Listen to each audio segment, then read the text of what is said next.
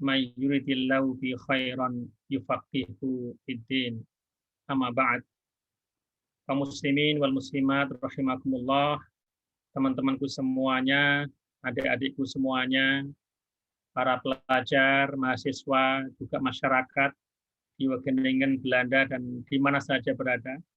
Marilah kita semuanya selalu bersyukur kepada Allah Subhanahu wa Ta'ala atas segala limpahan nikmat-Nya untuk kita semuanya, nikmat sehat walafiat, nikmat iman dan Islam, nikmat kita bisa bermuajahah dalam forum ini, yang semoga ini adalah forum yang mendapat curahan rahmat dari Allah Subhanahu wa Ta'ala, forum yang penuh barokah.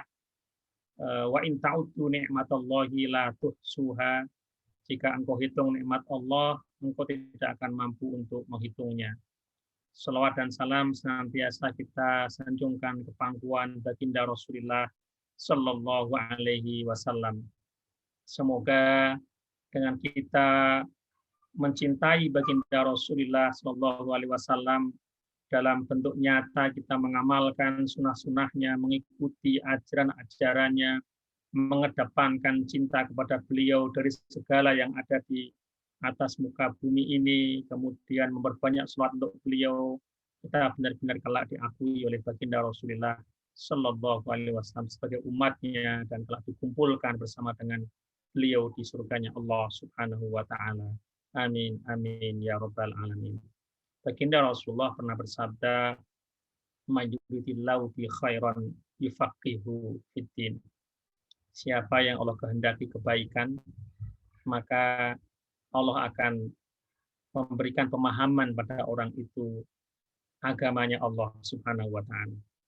Jadi tanda-tanda orang diberi kebaikan oleh Allah itu bukan orang itu diberi harta yang berlimpah ruah, atau mungkin punya follower di Instagram atau di Facebook, ataupun kemudian dia punya YouTube dengan subscriber luar biasa. Itu bukan tanda-tandanya, ya. Ada tanda seseorang itu dikehendaki baik oleh Allah, Allah hantarkan orang itu untuk paham ajaran-ajaran agamanya Allah Subhanahu wa Ta'ala. Kemudian Allah berikan taufik kepada orang itu untuk mengamalkan apa yang dia pahami, diberi taufik lagi ikhlas dalam mengamalkannya. Jadi faham, mengamalkan, kemudian ikhlas. Sehingga dalam bentuk apapun dia hidup di atas muka bumi ini, berprofesi apapun, maka yang datang adalah kebaikan. Kalau dia menjadi orang yang kaya raya misalnya, kemudian dia paham agamanya Allah, maka kekayaannya itu menjadi barokah bagi dia, barokah juga bagi lingkungannya, tidak akan menjadi musibah bagi dia di dunia ataupun di akhirat. Tetapi kalau orang misalnya diberi harta yang berlimpah ruah, tidak memahami esensi ajaran agama Allah, maka yang terjadi seperti Qarun. Demikian pula mungkin orang diberi kekuasaan oleh Allah Subhanahu wa Ta'ala. Kalau dia paham agama, maka yang terjadi adalah dia akan menjadi imam yang adil, pemimpin yang adil. Pemimpin yang adil akan memberikan rahmat tidak hanya bagi dirinya, tapi bagi sekitarnya, bagi bangsanya, bagi negaranya, bagi umat manusia. Maka pemimpin yang adil akan mendapatkan satu keistimewaan dari kiamat, termasuk 7 golongan yang kelak akan dipanggil oleh Allah, diberi perlindungan dari kiamat ketika tidak ada perlindungan kecuali perlindungannya Allah Subhanahu wa Ta'ala, yang number one, paling utama, yang utama kalau adalah pemimpin yang adil. Karena pemimpin yang adil itu keadilannya menjadi rahmat tidak hanya bagi dirinya, tapi bagi banyak orang. Itu kalau ketika pemimpin dia memahami ajaran agama Allah, benar-benar bertakwa kepada Allah Subhanahu wa Ta'ala. Demikian juga orang yang diberi ilmu, seorang ilmuwan. Apapun ilmu yang Allah titipkan kepadanya. Kalau kemudian Allah juga berikan kefahaman dia ajaran agamanya Allah, maka ilmunya akan menjadi rahmat baginya. Rahmat bagi keluarganya, rahmat bagi lingkungannya, rahmat bagi umat manusia. Dan sebaliknya, bisa jadi orang yang diberi ilmu oleh Allah Subhanahu wa Ta'ala, kalau kemudian tidak diberi petunjuk oleh Allah, tidak dekatkan dengan agamanya Allah, jadi ilmu itu bisa menjadi laknat, menjadi musibah bagi umat manusia. Misalnya kalau ada orang diberi ilmu tentang ilmu virus misalnya, ya kan, kemudian dia nggak paham agama Allah, terus ini bisa mencelakakan banyak umat manusia misalnya, dan seterusnya dan seterusnya. Jadi tanda-tanda seseorang itu diberi apa itu tanda-tanda seseorang itu diinginkan baik oleh Allah, diberi kebaikan oleh Allah, orang itu akan digiring oleh Allah untuk faham ajaran agama Allah, kemudian dia mengamalkan apa yang dia pahami, kemudian Allah beri taufik dia ikhlas dalam mengamalkannya. Sebab kalau orang beramal nggak ikhlas pun sia-sia. Ya kan? Semoga kita semuanya termasuk dalam golongan yang diinginkan oleh Allah kebaikan, golongan yang diberi kebaikan oleh Allah Subhanahu wa taala seperti dalam hadisnya baginda Rasulullah sallallahu alaihi wasallam, "May yuridillahu bi khairan yufaqihu fiddin." Apakah ada perbedaan antara orang yang memahami ajaran agama Allah yufaqihu fiddin dengan yang tidak paham? Oh, sangat-sangat berbeda sekali antara orang yang Allah diberi pemahaman dengan yang tidak. Ya. Contoh misalnya, maka apa itu di dalam kalimat-kalimat para ulama itu dalam berserakan ya di dalam kalimat-kalimat yang ditulis oleh para ulama bahwa setan itu lebih menyukai seorang abid yang tidak berilmu dibandingkan seorang alim. Ya kan? Jadi kalau ada dua orang nih, yang satu dia alim, alim yang dimaksud di sini adalah orang yang mengerti ajaran agama Allah, ya, dibandingkan dengan seorang abid. Katakanlah alim ini sedang tidur, abidnya ahli ibadahnya sedang ibadah, kata para apa itu ulama, itu setan itu lebih menyukai untuk mendekati yang abid yang apa itu yang ahli ibadah tapi nggak punya ilmu ini. Karena apa? Akan mudah untuk disesatkan oleh setan, ya kan? Sementara abid ini yang mungkin dia tidur, bahkan kalau tidur dengan ilmu saja jadi ibadah. Ketika dia tidurnya itu sudah berlandaskan ilmu, itu sudah jadi ibadah.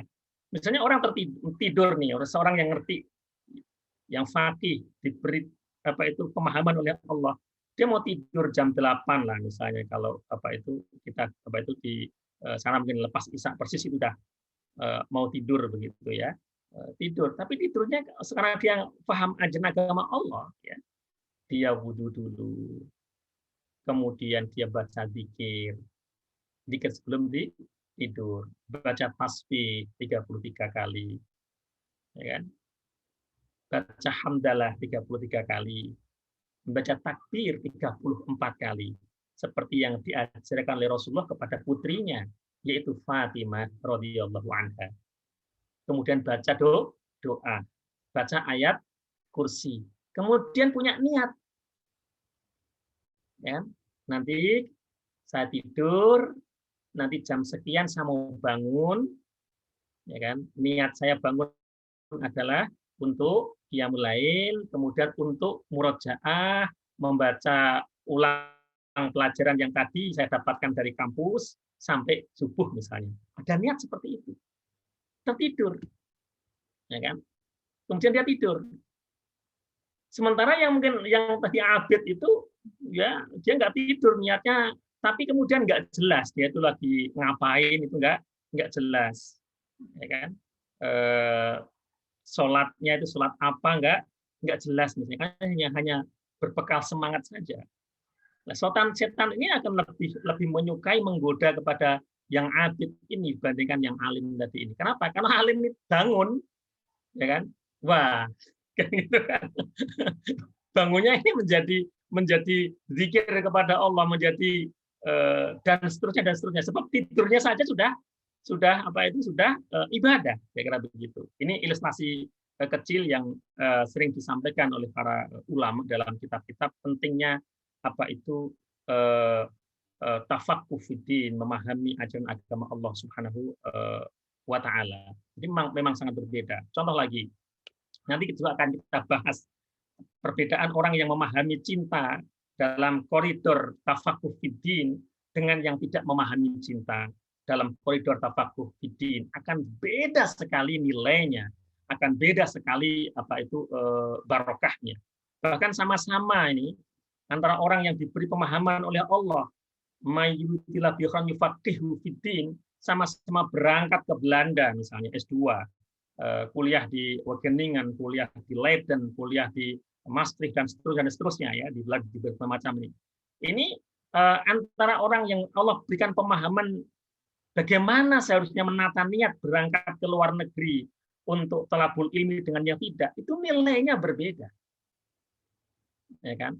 Ada mungkin orang yang sama-sama dapat beasiswa, bermacam-macam lembaga yang kasih beasiswa, ya kan? Ada yang mungkin dari Belanda sendiri, ada yang mungkin dari apa itu Erasmus, ada yang mungkin dari LPDP, ada yang dari mana-mana lah, gitu kan? Apa itu beasiswa. Sama-sama berangkat, sama-sama dapat beasiswa, itu bisa jadi nilainya di mata Allah berbeda-beda karena itu terkait sama pemahaman sama apa itu niat. Yang pertama, Allah berikan karena menginginkan hambanya ini adalah menjadi hamba yang baik, Allah menginginkan kebaikan pada hambanya ini, maka sejak awal sudah diberi pemahaman oleh Allah tentang bagaimana meniatkan ketika mau thalabul ilmi. Maka dia sudah paham bahwa mencari ilmu ini bagian dari ibadah. Mencari ilmu itu ibadah yang paling disukai oleh para sahabat Nabi, oleh para tabi'in, tabi'ut tabi'in. Bahkan ulama-ulama dulu itu ya tidak mau melepas status sebagai seorang thalibul ilmi, pencari ilmu. Kenapa? Karena saking tingginya, saking luar biasa status sebagai seorang thalibul ilmu, pencari ilmu. Kenapa? Karena orang yang mencari ilmu karena Allah Subhanahu wa taala, bukan karena yang lain. Kalau mencari ilmu karena Allah, keluar dari rumah, bikin visa dan seterusnya, kemudian apa itu pamit kepada orang tua, diantar ke bandara, di bandara apa itu pamit dengan orang tua, masuk apa itu check in dengan boarding pass. Sudah niatnya nih karena Allah menginginkan orang baik dan niatnya Bismillahirrahmanirrahim. Ya, dalam arti berniat bahwa aku mencari ilmu ini adalah karena Allah, bukan karena yang lain. Kalau dalam bahasa para ulama, li'izalati jahli lillahi ta'ala. Untuk menghilangkan kebodohanku karena Allah Subhanahu wa ta'ala. Kenapa? Karena kebodohan itu penyakit. Ya kan? Bahkan Rasulullah kan juga mengajarkan kita untuk meminta perlindungan Allah dari kebodohan. Ya, gitu. Jadi untuk menghilangkan kebodohanku karena Allah Subhanahu wa taala. Kemudian dia menata sejak dia terbang itu sekian ribu mil, sekian ribu kilometer. Dari Indonesia kan bermacam-macam itu. Ada yang mungkin dari Indonesia bagian timur, ada yang dari Sulawesi, ada yang dari Kalimantan, ada dari Jawa, ada yang dari Sumatera. Itu ke Jakarta udah sekian apa itu ratus sekian ribu kilometer, kemudian terbang jauh ke Belanda ribuan kilometer. Itu yang niatnya benar itu, ya kan? Kalau dalam hadisnya kan man salaka thariqan yaltamisu fihi ilman sahalallahu lahu bihi thariqan ilal jannah. Siapa yang mencari ilmu, yaltamisu fihi ilman, man salaka thariqan, siapa yang melangkahkan kakinya menapaki sebuah jalan mencari ilmu karena Allah, sahalallahu lahu bihi thariqan ilal jannah, maka Allah akan memudahkan langkahnya ke surga dengan langkahnya mencari ilmu itu. Jadi yang difahami oleh para ulama kita dulu bahwa bersusah payah, kalau zaman dulu kan nggak seperti sekarang. Sekarang moda transportasi sangat mudah sekali. Kalau dulu kan pakai onta, pakai kuda. Segala susah payah untuk mendatangi majelis ilmu zaman dulu, ketemu guru-guru, ketemu ilmuwan-ilmuwan zaman dulu. Dari Baghdad misalnya ke Kufah, ke apa itu Basrah, itu bisa berhari-hari. Dari Baghdad bisa ke tempat yang lain, misalnya Imam Syafi'i dari sama ibunya dibawa dari Gaza ke Mekah. Ya kan? Itu perjalanan yang panjang. Dan itu setiap langkahnya itu difahami para ulama dulu sesuai dengan hadis itu sama dengan melangkah ke surganya Allah. Ini kalau apa itu yang niatnya benar, itu sama dengan naik pesawat menuju surganya Allah ke Belanda itu. Ditambah lagi selama ada di Belanda, ya kan? Itu indahnya apa itu ibadah dengan thalabul ilmi. Kalau sejak awal niatnya benar, bahkan di Belanda pun dia tidur pun itu akan dicatat sebagai seorang thalibul ilmi lillahi ta'ala. Pencari ilmu karena Allah. Dan pencari ilmu kalau meskipun dia itu tertidur saat itu, nilainya ibadah. ikan-ikan di lautan mendoakan, malaikat mendoakan. Inilah status yang para ulama nggak mau melepas status sebagai seorang thalibul ilmi karena dahsyatnya keutamaan pencari ilmu. Nah, yang kedua mungkin ya kan bukan begini niatnya mungkin karena mungkin kurang paham atau belum mengikuti pengajian begini mungkin kan gitu. Ya mungkin niatnya mungkin kan gitu kan. Karena apa itu di kampungnya itu kan pengen apa itu ya ada mungkin pengen supaya terpandang, pengen menunjukkan di kampung bahwa dialah orang-orang yang pertama di kampungnya bisa sekolah ke luar negeri misalnya. Jadi lebih kepada prestis, kedudukan sosial, kan begitu. Mungkin juga ada yang biasa sendiri misalnya orang tuanya itu nggak mau apa itu malu sama temen apa itu temannya yang menyekolahkan anaknya ke Amerika misalnya, kemudian maka anakku tak sekolah ke Belanda misalnya. Jadi lebih kepada prestis misalnya, atau lebih kepada supaya nanti di Belanda bisa apa itu mendapatkan ilmu yang ilmu itu bisa mungkin orang tuanya seorang bisnismen kan gitu kan. Jadi tujuan utamanya adalah dunia. Nah, ya ini keutamaannya akan apa itu berbeda, barokahnya akan berbeda. Ya kan?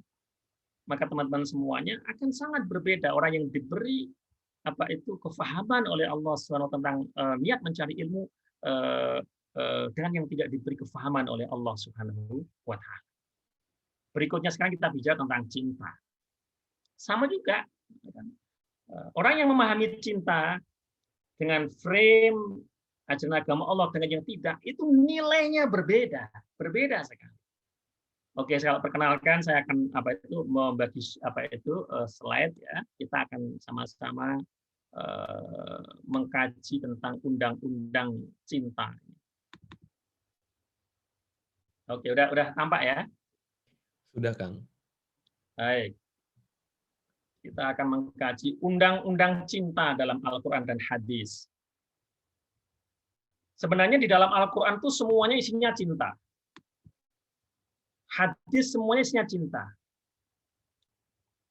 Kenapa saya katakan isinya cinta? Kita tentu sangat-sangat hafal hadis yang disampaikan oleh Rasulullah dan sering disampaikan oleh para ustadz, para kiai, para ulama tentang kenapa baginda Rasulullah diutus ke atas muka bumi ini.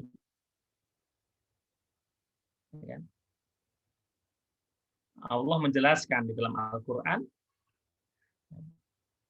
wa ma arsalnaka illa rahmatan lil alamin. Dan tidak aku utus engkau Muhammad kecuali untuk menjadi rahmat bagi seluruh alam. Jadi diutusnya Rasulullah itu karena alasan cinta. Karena Allah mencintai makhluknya, maka diutusnya Rasulullah SAW menjadi rahmat bagi seluruh alam. Tidak hanya rahmat bagi manusia, bahkan seluruh alam semesta ini. Nah, puncaknya cinta itu rahmat. Puncaknya cinta itu rahmat. Mudahnya kan begini, teman-temanku semua yang dirahmati Allah SWT. Kita itu bisa suka atau berempati atau cinta kepada siapapun, biasanya yang umum begitu. Itu kalau orang lain itu appreciate kepada kita. Ketika orang lain appreciate kepada kita, kita bisa timbul empati, appreciate juga kepada dia, kan begitu.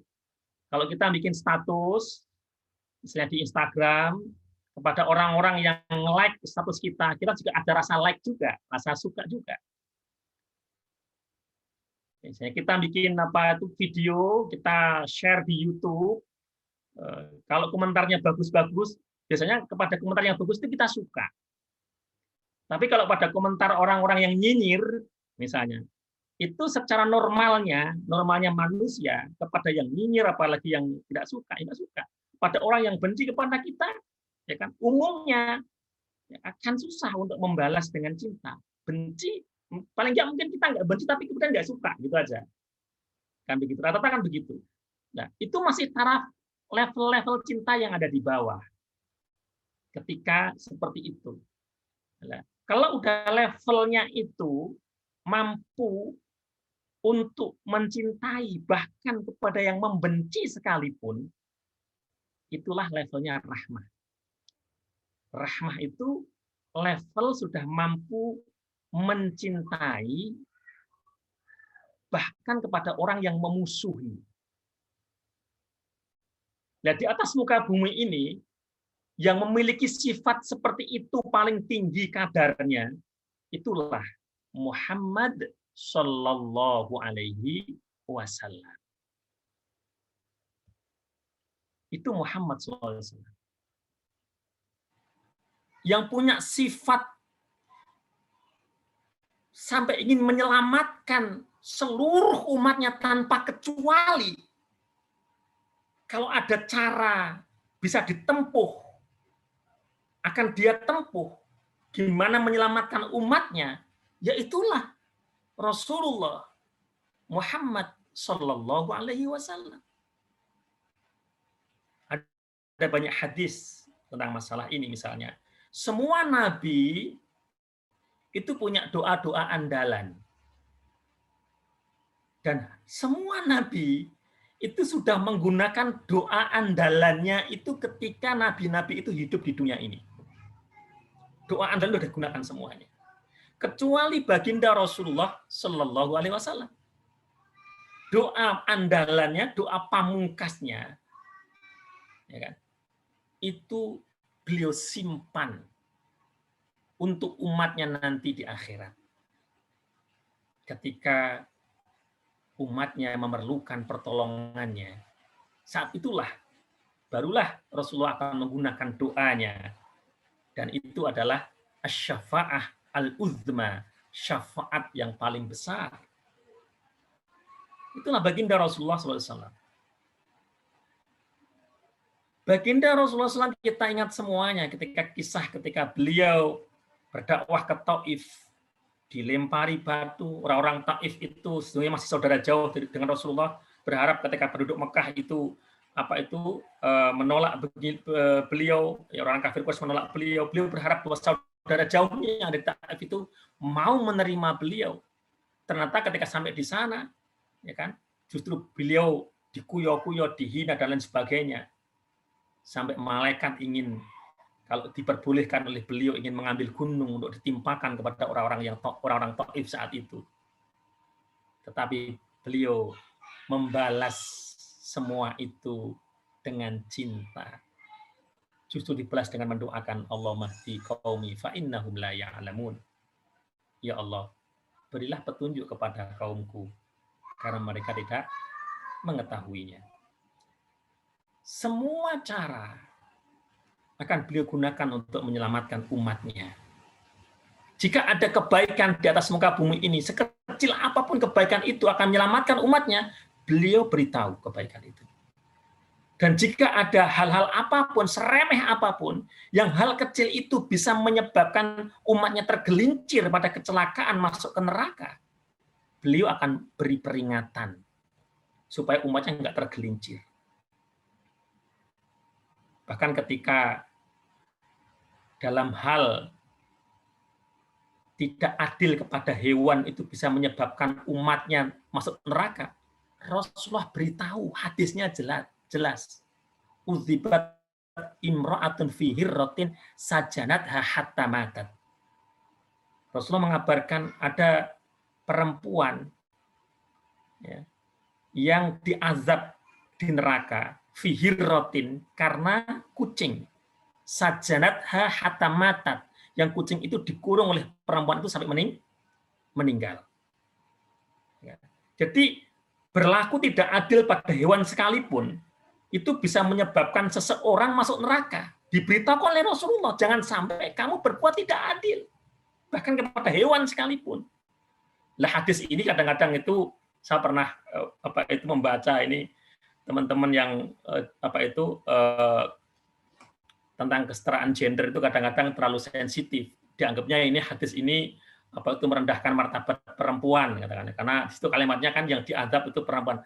Bukan begitu maksudnya. Ini umum, tidak hanya untuk perempuan saja, laki-laki juga sama. Cuma kan biasanya yang bersinggungan dengan kucing di dapur itu perempuan, ibu-ibu. Kan gitu kan. Kucing itu ngelebihnya di dapur. Ya kan? Kita bisa melihat keseharian yang sering marah sama kucing itu kalau yang laki-laki kan karena nggak di dapur, yang suka nyolong ikan, apa itu kucing di dapur, yang masak itu yang kadang-kadang jengkel itu perempuan. Jadi sosiologinya harus main, jangan kemudian lihat di ini terus ini apa itu Nabi Muhammad ini bias gender, ini kan nggak paham ini namanya, ya kan? Nggak paham tentang apa itu, tentang hadis, nggak melihat apa itu sosiologi yang real, apa itu ada kan begitu kan? Yang lebih apa itu banyak memelihara hewan-hewan apa itu seperti itu, suka dengan kucing itu juga lebih banyak perempuan dibandingkan laki-laki. Anak saya laki-laki suka dengan kucing juga kan gitu kan. Dia punya apa itu dengan kucing kan begitu kan. Tapi lebih banyak itu biasanya apa itu kaum apa itu perempuan. Tapi ini intinya bukan ke apa itu bias gender enggak. Ini memperingatkan bahwa tidak boleh ada kezaliman. Seperti itu. Teman-teman semua dirahmati oleh Allah Subhanahu wa taala. Jadi kembali Rasulullah itu diutus untuk menjadi rahmat, dan rahmat itu cinta yang tertinggi. Ya tentu di atasnya lagi nggak ada yang lain. Yang maha memiliki cinta ya Allah Subhanahu wa taala. Allah Subhanahu wa taala. Maka kalimat yang paling sering kita baca, yang kalau kita nggak baca kalimat ini, sholat kita nggak sah. Yaitu Bismillahirrahmanirrahim. Bismillahirrahmanirrahim itu ayat yang pertama dari Al-Fatihah. Ya. Ayat yang pertama dari Al-Fatihah. Kalau kita nggak baca Bismillahirrahmanirrahim, ya, Fatihah kita kurang. Kalau Fatihah kita kurang, semua ulama sepakat Fatihah itu rukun dalam salat kita. Rukun itu ya ibarat tiang-tiang, kalau sebuah bangunan itu tiang-tiang penyangga itu. Kalau nggak ada tiang penyangganya, rubuh itu bangunan kan begitu. Kalau rukunnya nggak kita kerjakan, ya rubuh itu sholat kita. Berarti nggak menjadi sholat, nggak jadi sholatnya kan begitu kan. Nah, Bismillahirrahmanirrahim itu hanya nanti ulama itu banyak masalahnya bacanya dijaharkan apa itu disirkan ini itu aja. Tapi ulama itu membaca Bismillahirrahmanirrahim, mayoritas ulama ya. Nah, Bismillahirrahmanirrahim kita lihat Bismillahirrahmanirrahim. Ar-Rahman dan Ar-Rahim. Allah Subhanahu wa taala itu walillahil asmaul husna. Dan bagi Allah ada nama-nama yang husna, yang baik, yang indah. Allah memiliki asmaul husna itu banyak sekali. Di hadis ya, itu ada 99. Nanti kalau kita lihat di Al-Qur'an ditambah lagi ada beberapa nama lagi, nama-nama yang indah sekali. Ya kan? Nah, dari sekian nama-nama Allah yang indah itu, yang kalau tidak kita sebut nama ini, kita nggak sah sholat kita, yaitu Ar-Rahman dan Ar-Rahim. Kalau kita baca Al-Fatihah, Bismillah, terus kita ganti Bismillah Assalam Al-Mu'min misalnya. Assalam Al-Muhaimin misalnya. Itu Asmaul Husna juga. Nggak bisa. Harus Ar-Rahman Ar-Rahim. Lah Ar-Rahman Ar-Rahim ini tadi sudah saya sampaikan, ini mustaqnya dari kata rahmah, rahimah. Ya. Ini cinta. Yang maha mencintai, maha memiliki cinta. Ya Allah Subhanahu wa taala. Ar-Rahman ini sifat cintanya Allah, belas kasihnya Allah kepada seluruh makhluknya di alam semesta ini, semuanya mendapatkan curahan rahmatnya Allah. Wa rahmatu wasi'at kulla syai'. Rahmatnya Allah itu mencakup sampai ke segala sesuatu. Tidak ada yang tidak mendapatkan rahmatnya Allah. Wa ma min dabbatin fil ardi illa 'alallahi rizquha. Semua makhluk Allah yang ada di alam semesta ini, yang di atas muka bumi ini, apapun itu bentuknya, Allah sudah menyiapkan untuk mereka rezekinya. Kadang-kadang kita sempat berpikir kalau ada teman saya yang hobinya itu cari belut gitu ya. Kadang-kadang belut itu kok di dalam lumpur itu bisa hidup, terus makannya itu gimana? Kadang-kadang mikir juga saya. Kalau terlalu panjang mikir, repot. Langsung serahkan kepada Allah. Ya Allah lah yang ini kan. Nanti yang pakar perbelutan itulah, misalnya ada teman-teman yang S2, S3 di biologi, nanti belut, ya itu baru akan tahu nih gimana cara ininya. Tetapi sudah ada sistem yang Allah siapkan untuk belut, bagaimana belut itu dapat rezekinya. Nah, begitu. Dan seterusnya ini tidak hanya belut, macam-macam itu. Bermacam-macam. Semua diberi rahmat oleh Allah SWT, diberi cinta oleh Allah Ar-Rahman ini.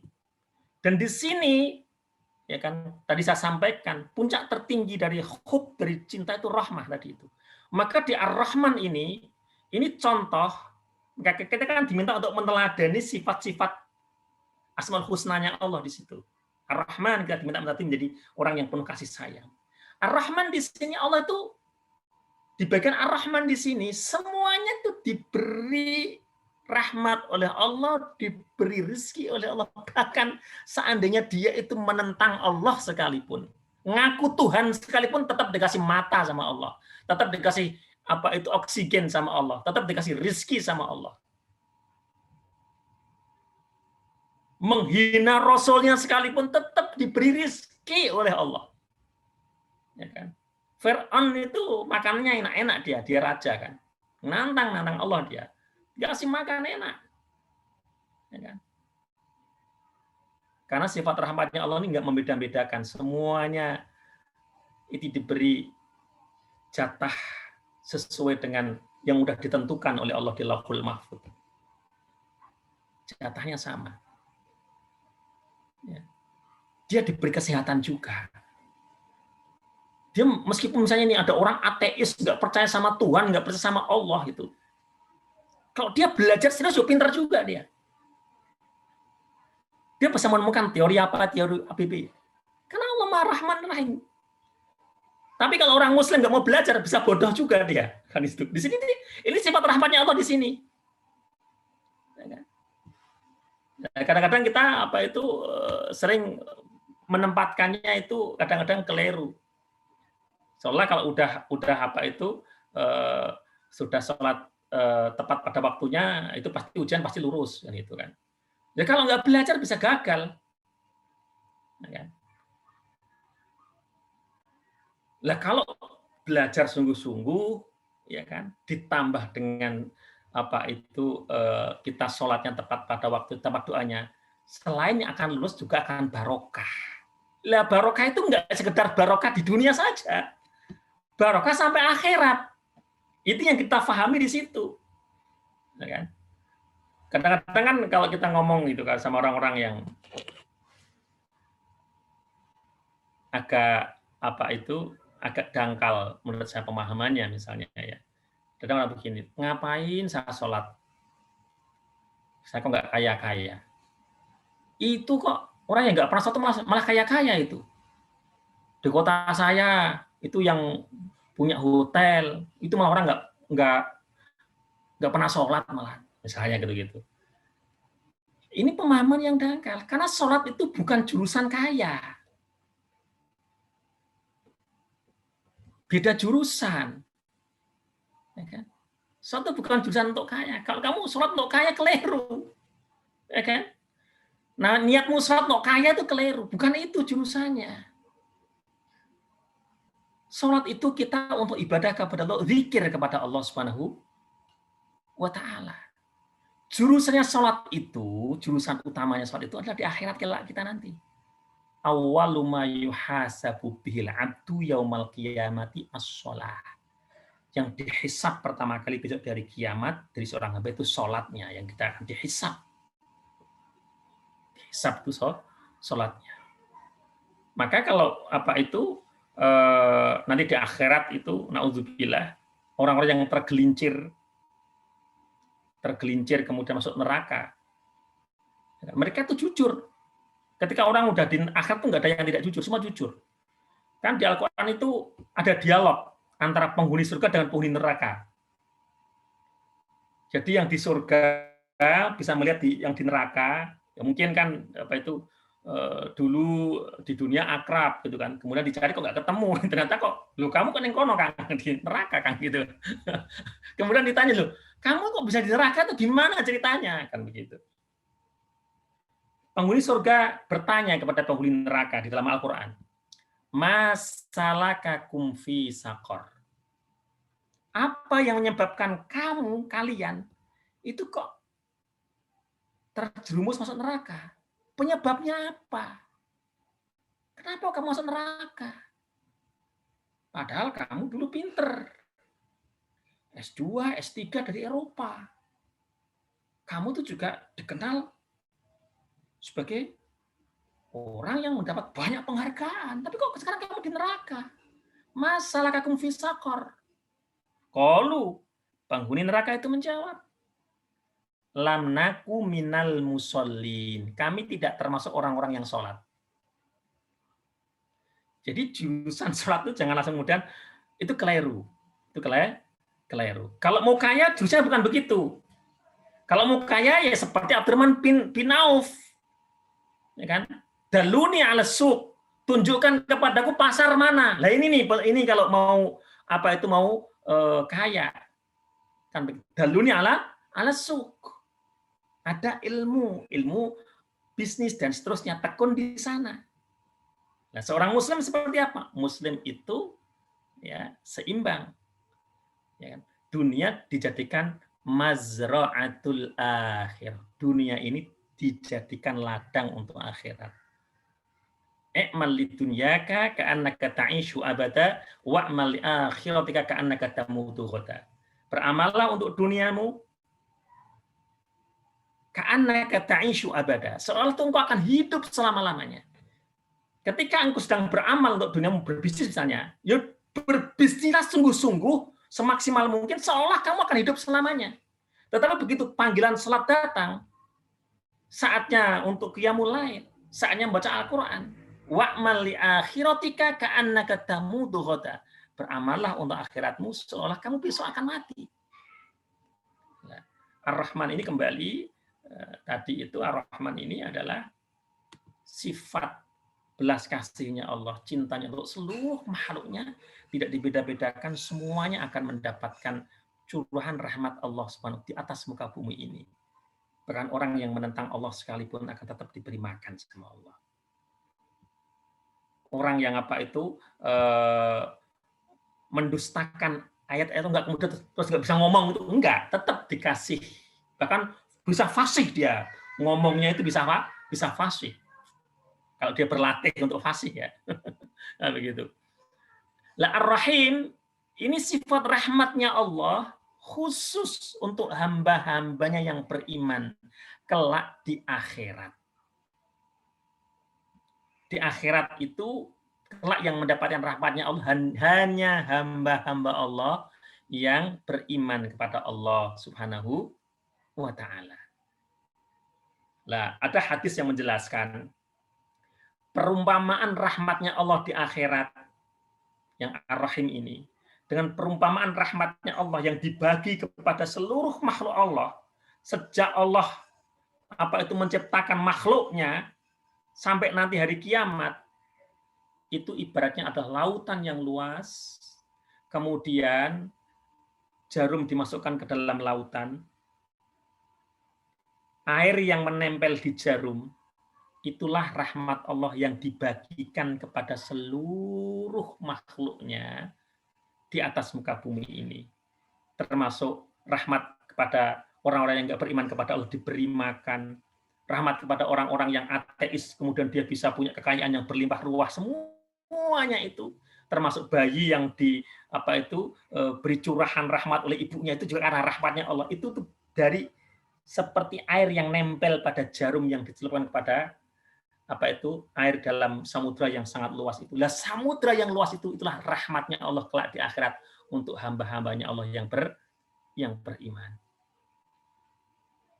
Alhamdulillahi rabbil alamin. Alhamdulillah segala puji lillahi hanya untuk Allah.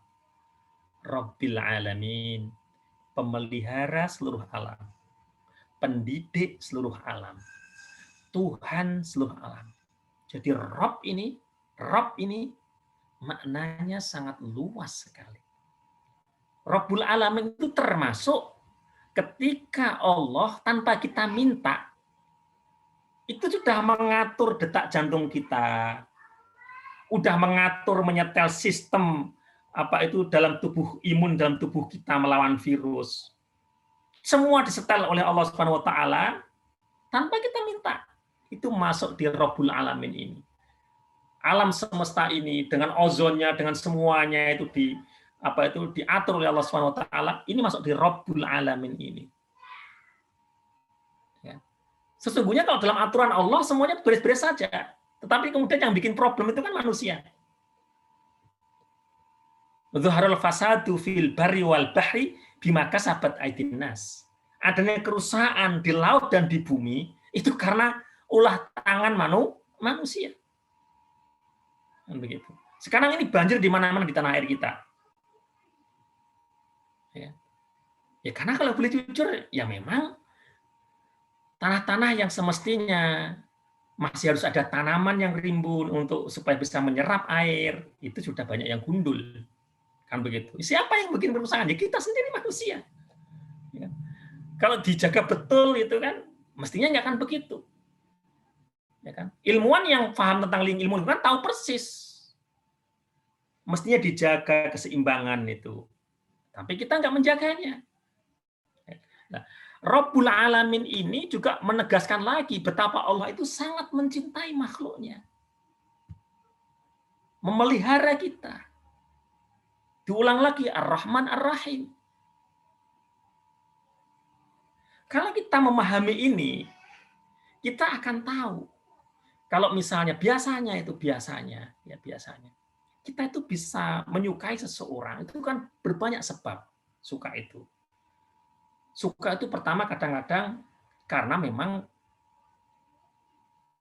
bentuk dari yang kita cintai itu memang menarik sehingga kita suka. Biasanya kan begitu. Bentuknya memang menarik kita menjadi suka. Kalau laki-laki ya suka pada perempuan yang cantik, menarik menurut dia, menurut selera dia itu menjadi suka. Ya kan? Itu biasanya karena bentuknya menarik itu. Yang kedua, kita suka itu seringkali juga karena orang itu berjasa pada kita. Kita bisa suka karena orang itu mengapresiasi kita, memberikan penghargaan kepada kita. Teman-teman yang S2, yang S3. Ketika teman-teman punya profesor, profesornya mengapresiasi, profesornya memuji, bikin paper atau bikin chapter 1, chapter 2, bikin tesis. Ketika dibaca, profesornya mengapresiasi, senang. Wah, ya kan? Apalagi kalau profesor penuh dengan perhatian, membantu urusan ketika studi selama di Belanda atau di belahan Eropa lainnya, di Jerman, di Prancis, ya kan? Profesor appreciate. Kita timbul rasa simpatik, rasa suka pada profesor. Kan begitu. Dan seterusnya termasuk guru-guru kita. Artinya kepada orang-orang yang berjasa kepada kita menjadi suka. Kepada pihak yang beri beasiswa. Karena kita merasa punya semacam hutang jasa kepada pihak itu. Itu pun tanpa kita minta, itu langsung timbul rasa suka. Diberi beasiswa kok. Tiap bulan juga cair beasiswanya. Itu udah otomatis. Bahkan ketika selesai kuliah pun masih akan diingat bahwa saya selama misalnya sekian tahun di Belanda, sekian tahun di Jerman, sekian tahun di Inggris, sekian tahun di Prancis, itu karena diberi beasiswa oleh lembaga ini. Ada rasa suka. Orang tua kita kenapa kita suka? Ya karena orang tua kita itu semuanya. Ya kan? Jasa luar biasa.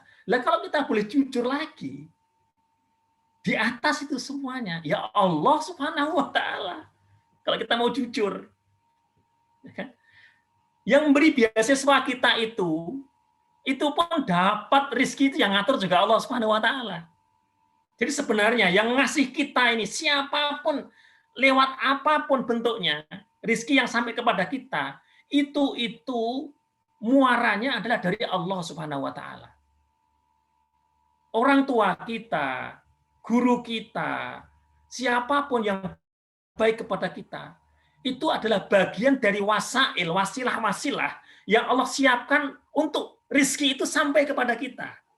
Rizki itu kan bermacam-macam ya, tadi ya bisa kebaikan, bisa apa itu ilmu, bisa bermacam-macam, itu sampai kepada kita, itu wasilah semuanya. Tapi ujungnya adalah Allah Subhanahu wa taala. Kita punya orang tua yang sangat baik sekali. Siapa yang bikin orang tua kita baik? Allah Subhanahu wa taala. Karena kita juga menemukan kalau misalnya ada orang tuanya nggak baik juga ada juga. Tapi orang tua kita baik, siapa? Kita punya guru yang bagus, punya profesor yang perhatian dan pinter. Siapa yang ngasih ilmu pada profesor kita? Allah Subhanahu wa taala. Maka nggak ada cara, nggak ada yang lain kalau kita mau boleh jujur. Yang paling layak dicintai, number one, tidak ada yang lain. Nomor satu adalah Allah Subhanahu wa taala. Itu ketika kita faham. Kalau diuraikan akan panjang lagi ini. Ini baru saya siapkan beberapa nih, baru satu udah habis waktunya. Oke. Tapi saya rasa teman-teman semoga betah ya. Di tengah-tengah musim dingin. Nggak apa-apa sambil nyiapin teh atau coklat yang panas gitu ya. Nah, teman-teman sambil siapin tuh coklatnya. Sekarang kita masuk berikutnya. Allah berfirman kepada Rasulullah Sallallahu Alaihi Wasallam, kemudian disampaikan kepada kita semuanya. Qul in kuntum tuhibbunallah fattabi'uni yuhibbukumullah wa yaghfir lakum dzunubakum wallahu ghafurur rahim. Qul, katakan wahai Muhammad, in kuntum, jika kalian semuanya setelah tahu tadi semuanya betapa cintanya Allah kepada kita semuanya, dan kita kalau boleh jujur, ya kan, dengan penuh pemahaman, sepenuh pemahaman dan kesadaran, ya semua yang sampai kepada kita, segala kebaikan, segala apa saja sampai kepada kita, kita rasakan. Itu kembali lagi, muaranya adalah Allah Subhanahu wa taala. Qul in kuntum tuhibbunallah, kalau kalian itu mencintai Allah, katakan wahai Muhammad, katakan kepada umatmu, kepada umat manusia, in kuntum tuhibbuna, kalau kalian mencintai Allah, fattabi'uni, maka ikutilah aku. Bentuk real kalau kita benar-benar mencintai Allah, kita ikuti Rasulullah Shallallahu Alaihi Wasallam. Fattabi'uni, ikuti aku. Yuhibbukumullah. Kalau engkau mengikuti aku, kita mengikuti Rasulullah, maka yuhibbukumullahu, maka Allah akan mencintai kalian. Wa yaghfir lakum dzunubakum, dan Allah akan mengampuni dosa-dosa kalian. Wallahu ghafurur rahim, dan Allah itu ghafur, maha mengampuni dosa, rahim, maha merahmati. Ini indahnya ayat ini.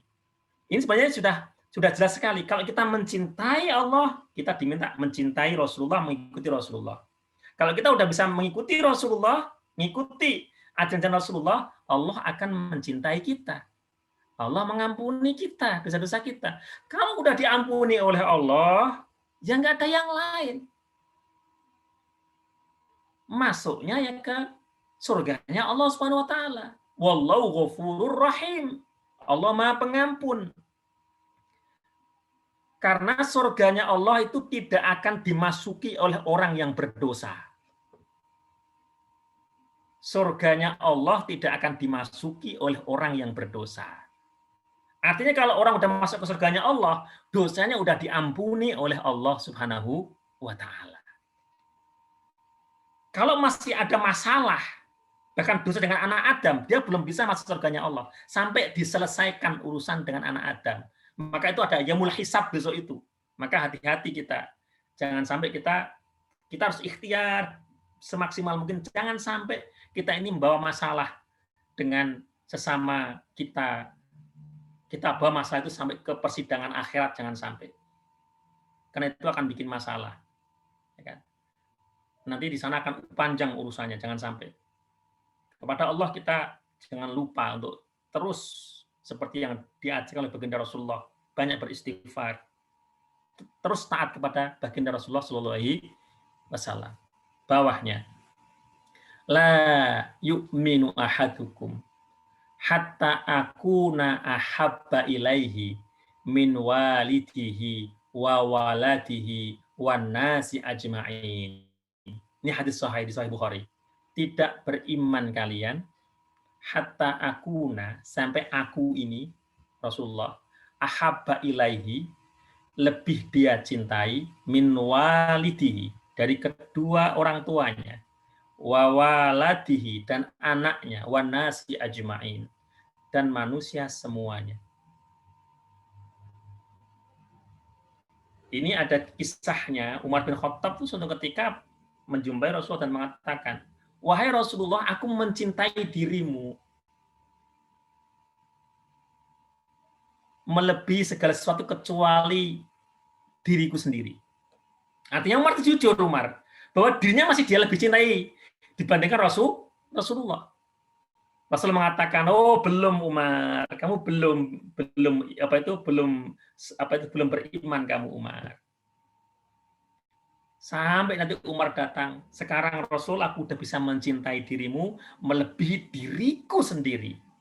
Al-an ya Umar, sekarang kamu udah beriman. Ya kan? Jadi timbangan beriman yang sempurna itu kalau kita mampu mencintai Rasulullah melebihi diri kita,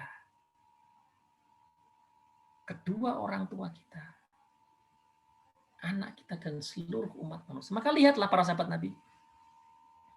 Tolhah ketika perang Uhud, ketika dalam kondisi terdesak, ada pedang mau mengarah ke tubuhnya Rasulullah.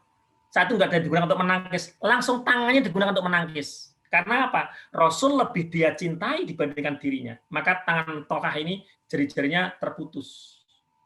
Karena menangkis pedang yang mengarah kepada baginda Rasulullah Shallallahu Alaihi Wasallam. Ini tidak mudah, ini sesuatu yang yang berat. Tetapi tangannya Tolhah yang terputus karena menangkis pedang itu, setiap kali sahabat itu melihat tangannya Tolhah, para sahabat mengatakan, seandainya itulah tanganku, bukan tangannya Tolhah. Artinya semua sahabat tuh pengen punya kehormatan itu, punya kehormatan bisa membela Rasulullah tuh seperti Tolhah. Nah, saya sambung lagi.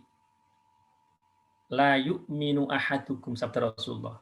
Hadis sahih juga. Tidak beriman, tidak sempurna iman salah satu di antara kalian, hatta yakuna hawahu taba'an lima ji'tu bih, sampai hawa nafsunya itu mengikuti pada ajaran yang aku bawa.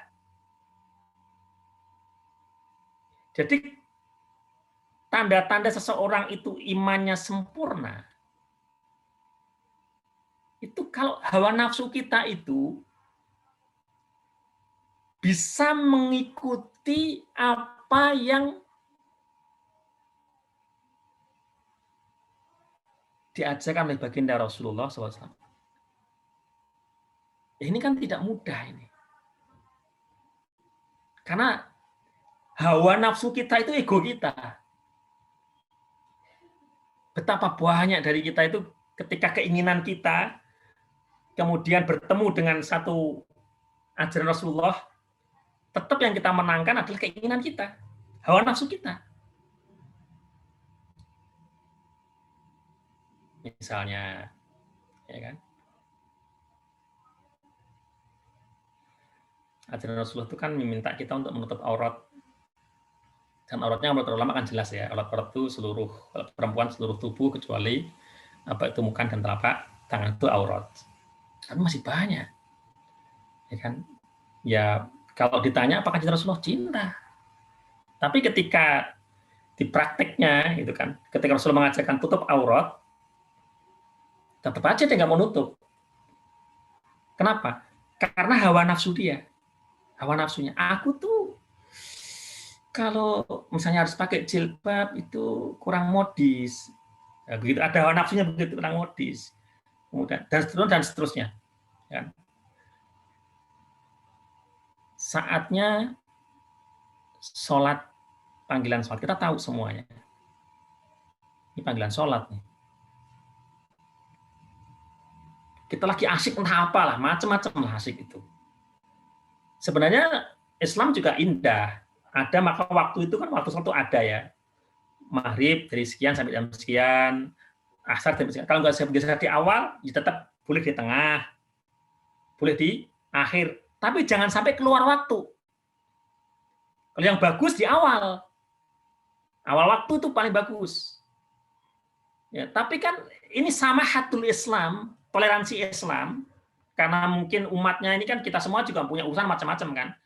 Ya, mungkin ada yang sedang lagi di laboratorium, lagi sedang ketemu sama profesor mungkin kan begitu kan. Ketika ketemu sama profesor, kan begitu kan. Kita lihat waktunya, ada waktu sholat nih. Oke, sebenarnya masih bisa. Misalnya di awal waktu kita nggak masalah, mungkin teruskan perbincangan dengan profesor misalnya.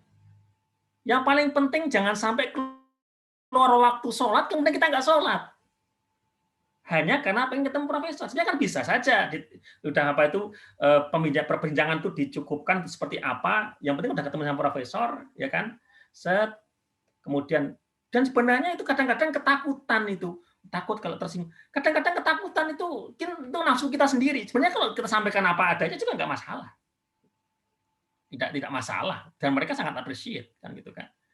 Kalau kita punya janji dengan profesor, sebenarnya kita juga boleh kok. Misalnya profesor menawar, rata-rata kan orang-orang di Eropa profesor itu juga saya juga punya profesor. Saat ini saya lagi S3 di Leipzig, Jerman. Ketika profesor mau ketemuan di hari Jumat begitu, dan saya tahu bahwa ini akan ganggu sholat Jumat saya. Ya, saya terus terang aja, itu kan. Oh dia langsung tahu, oh yes, I'm so sorry. Oke. Dicarilah setelah waktu sholat Jumat sehingga nyaman kan begitu kan. Jadi sebetulnya kalau kita menyampaikan apa adanya itu fan-fan aja nggak ada masalah kan gitu kan. Karena itu kan juga privasi kita. Mereka juga pengen privasinya dihormati. Mereka juga menghormati privasi kita kan begitu. Kira-kira begitu. Kadang-kadang kita sendiri yang intinya apa? Hawa nafsu kita itu bermacam-macam hawa nafsu itu, ya kan? Ya nanti kalau udah punya harta juga sama. Orang kalau punya harta itu ujiannya ya bagaimana menggunakan harta itu kan itu. Nanti hawa nafsu itu macam-macam. Ya. Ada punya harta, Allah berikan harta. Terus kemudian di saat yang sama punya saudara yang sedang memerlukan uluran bantuan kita. Waduh, sebenarnya kalau dia bantu temannya juga nggak masalah, cuma dia khawatir nanti kalau nggak dibayar gimana ya, uang saya hilang gitu kan itu. Gitu. Nah ini padahal kan meminjami saudara kita yang sangat memerlukan, itu menurut para ulama, para tabi'in, itu lebih utama dari sedekah. Kenapa? Kalau sedekah, kadang-kadang kita sedekah itu, yang kita sedekah kadang-kadang pas nggak, dia mungkin perlu tapi nggak mendesak banget. Tapi kalau orang sampai datang kepada kita, saudara kita datang kepada kita, bilang anaknya di rumah sakit, mungkin macam-macam lah dia datang kepada, sampai dia memberanikan untuk ngomong kepada kita. Kita tahu dia itu saudara kita yang jarang sekali, dia seorang pemalu, dia berani-beranikan ngomong kepada kita, itu berarti sangat mendesak sekali. Ketika kemudian kita pinjemin, kata para ulama, itu lebih utama. Kenapa? Karena saudaramu sedang memerlukan pertolongan kamu. Dan sepanjang, kata para ulama, sepanjang uang kita itu ada di tangan saudara kita dipinjam setiap hari, sama dengan kita sedekah sebesar uang itu. Nah, ada hadisnya juga. Tapi memang perlu untuk ditulis berapa lama minjemnya, setengah tahun, 1 bulan, 2 bulan. Dan nanti dalilnya jangan dibolak-balik, ya kan? Kalau bagi yang yang bersedekah, maka dalil tadi itu selama uang kita itu di tangan saudara kita yang minjem uang kepada kita misalnya, maka setiap hari itu sama dengan punya pahala sedekah segitu. Tapi jangan itu digunakan oleh yang minjem. Repot nanti. Kalau yang minjem kemudian saatnya bayar utang dan dia bilang, kamu nggak ingat hadisnya ya? Kalau uang itu masih di tangan aku, kamu tuh dapat pahala terus. Nah, itu namanya kebangetan itu, ya kan? Bukan begitu. Kalau bagi orang yang minjem, dasarnya adalah dalilnya yang harus dia pegang adalah matlul ghaniyyi dulmun. Mengulur-ngulurnya orang yang punya. Jadi misalnya si A minjem sama si B. Si A minjem sama si B. Jatahnya itu mestinya itu untuk membayar pada si B, tapi nggak dia gunakan untuk bayar si B. Mungkin lebih dia gunakan untuk misalnya nih, ya dia gunakan untuk apa itu beli sepeda motor misalnya, baru untuk dia, bukan untuk bayar utangnya. Maka hadisnya matlul ghaniyyi dzulmun, mengulur-ngulurnya waktu orang yang punya untuk membayarkan utangnya dia udah punya.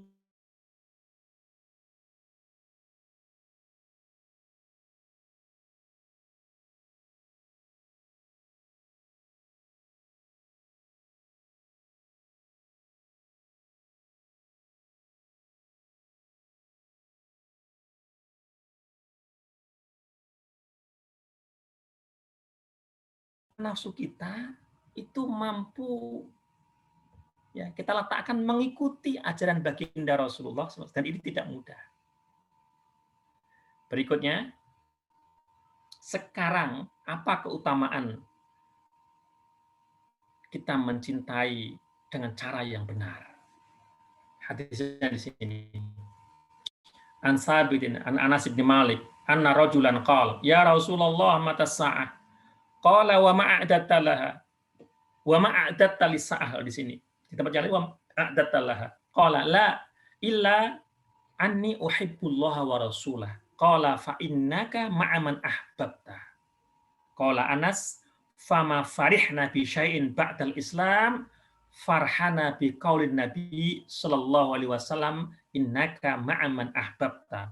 Qala fa ana uhibbu Rasulullah sallallahu alaihi wasallam wa Abu Bakrin wa Umar wa ana arju an akuna ma'ahum li hubbi iyahum wa in kuntu la a'mal bi amalihim. Hadis ini diriwayatkan oleh Anas bin Malik. Anas mengatakan ada seorang lelaki datang menemui Rasulullah. Langsung berkata, ya Rasulullah mata sa'ah. Wahai Rasulullah, kapan kiamat datang?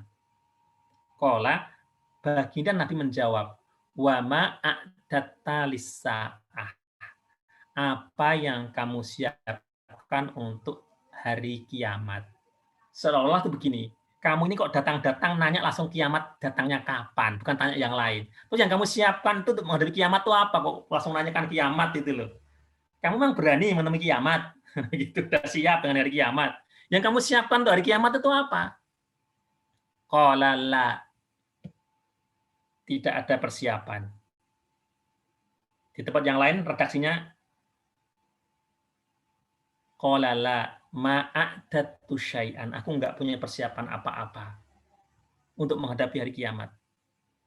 Nanti para ulama menjelaskan, ini lelaki ini maksudnya adalah dia itu amal-amal dia itu nggak bisa diandalkan untuk menghadapi hari kiamat. Dia merasa amalnya nggak bisa diandalkan untuk menghadapi hari kiamat, maka nggak punya persiapan.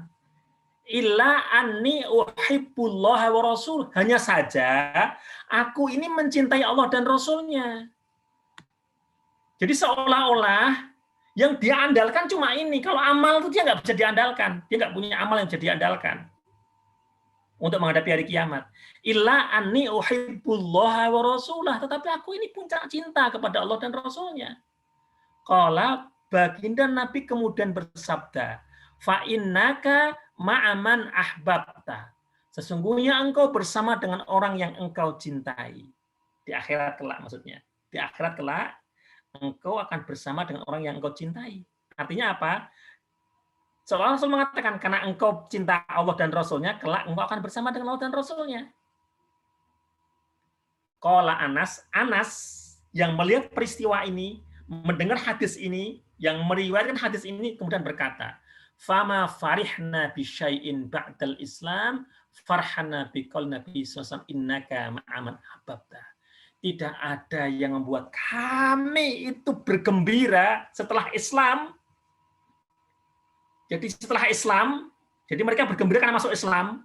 Jadi setelah Islam ini nggak ada yang buat kami bergembira melebihi hadis Rasulullah ini. Melebihi kegembiraan kami kepada perkataan Rasulullah, innaka ma'aman ahbabta. Sesungguhnya engkau akan bersama dengan orang yang engkau cintai.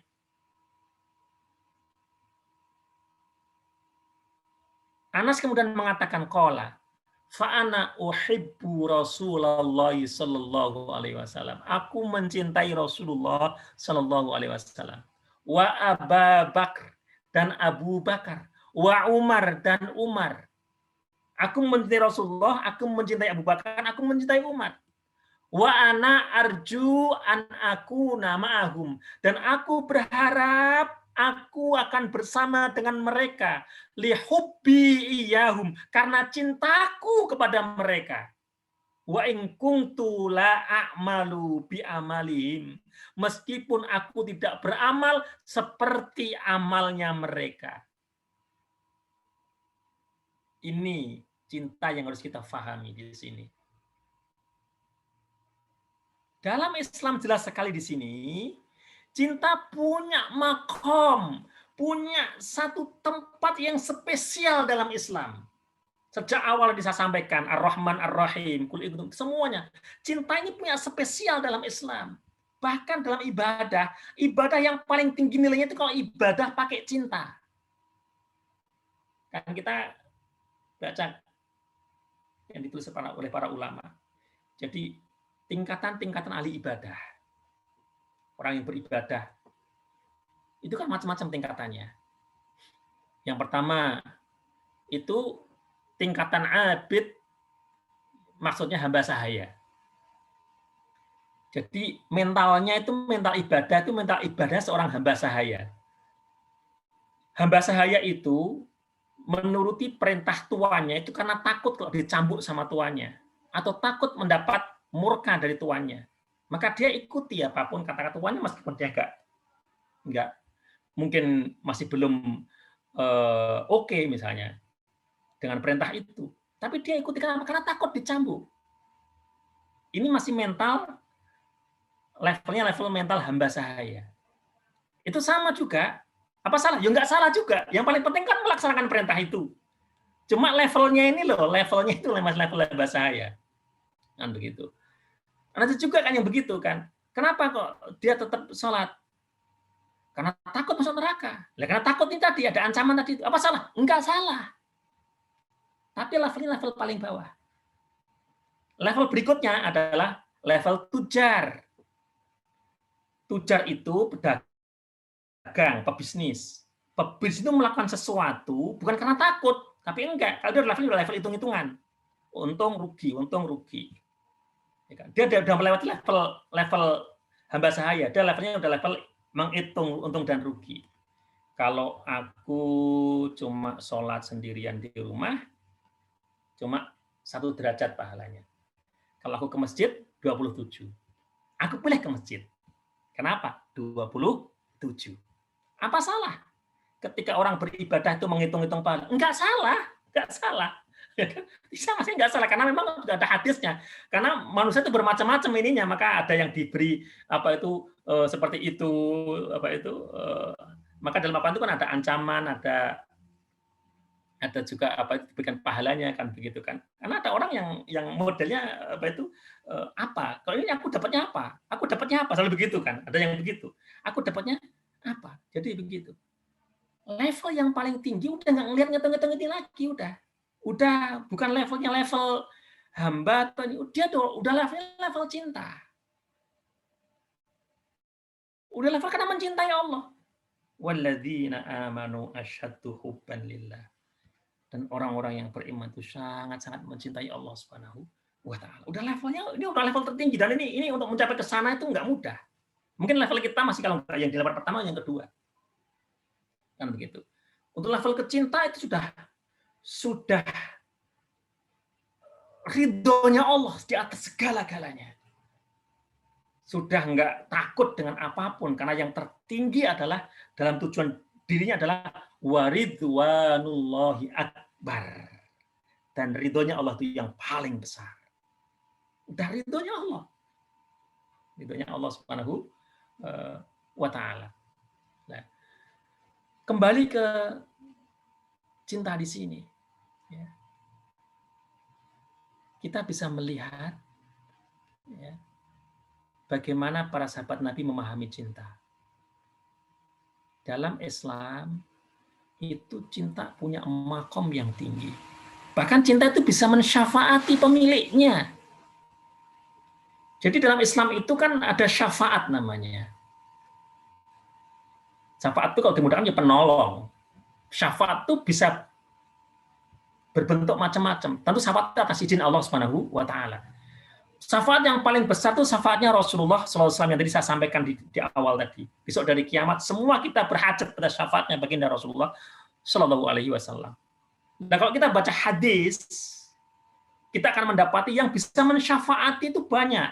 Bisa mensyafaati kita, menolong kita. Dalam kubur misalnya. Bisa mensyafaati kita. Kalau kita membaca surat Al-Mulk misalnya. Tabarakalladzi biyadihil mulku sampai akhir itu termasuk surat yang disebut Al-Mungkin. Penolong. Kenapa? Karena bisa menolong pemiliknya dari azab kubur. Besok, orang-orang yang kalau siang itu berpuasa, puasanya bisa menjadi syafaat. Puasa itu bisa menolong orang itu membentengi dari neraka. Amalnya itu bisa mensyafaati. Al-Quran yang dibaca itu juga bisa mensyafaati pemiliknya. Orang yang menghafal Al-Quran dan mengamalkannya, Al-Qurannya bisa mensyafaati dia. Bahkan ada hadis yang bisa menjelaskan, bahkan orang tuanya bisa disyafaati oleh orang yang hafal Al-Quran dan dia menjadi ahlul Quran, mengamalkan Al-Quran. Termasuk yang bisa mensyafaati adalah cinta. Kalau kita benar dalam menggunakan memaknai, memahami, dan menerapkan cinta itu, seperti di hadis ini.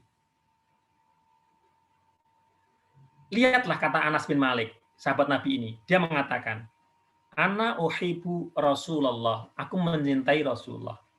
Wa Abu Bakar, dan aku mencintai Abu Bakar. Wa Umar, dan aku mencintai Umar. Wa ana arju an aku nama'ahum, dan aku berharap aku besok kelak bersama dengan mereka. Jadi Rasulullah ditempatkan di surga yang tertinggi, itu Anas berharap itu dikumpulkan bareng dengan mereka. Lihubbi iyahum, karena cintaku kepada mereka. Wa in kuntu la a'malu bi amalihim, meskipun aku nggak bisa beramal seperti amalnya mereka. Anas ngakui nggak mungkin dia ngejar amalnya Abu Bakar. Abu Bakar itu orang yang pertama kali termasuk masuk Islam pertama kali, diajak Rasulullah, nggak ada keraguan, langsung masuk Islam. Bersama Rasulullah mengantarkan untuk hijrah di dalam goa disebut dalam Al-Quran, dan seterusnya dan seterusnya, dengan semua keutamaannya.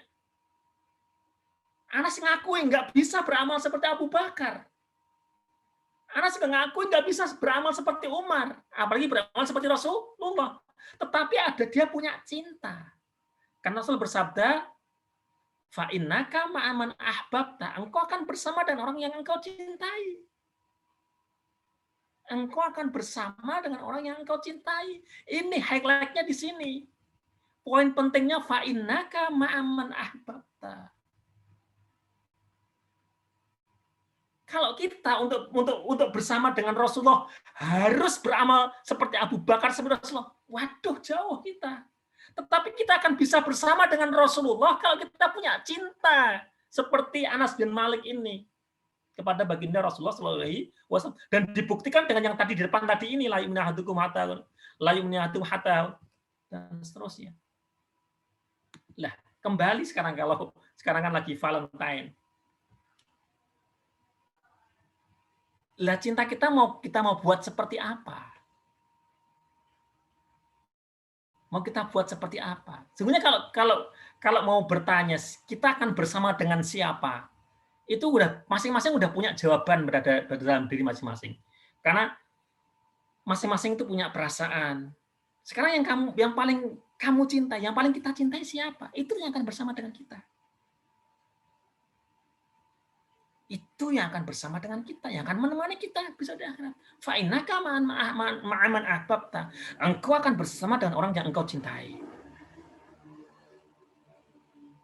Maka Imam Syafi'i mengatakan dalam syairnya, Imam Syafi'i, uhibbus solihina walastu minhum la'alla bihubbihim analus syafa'ah.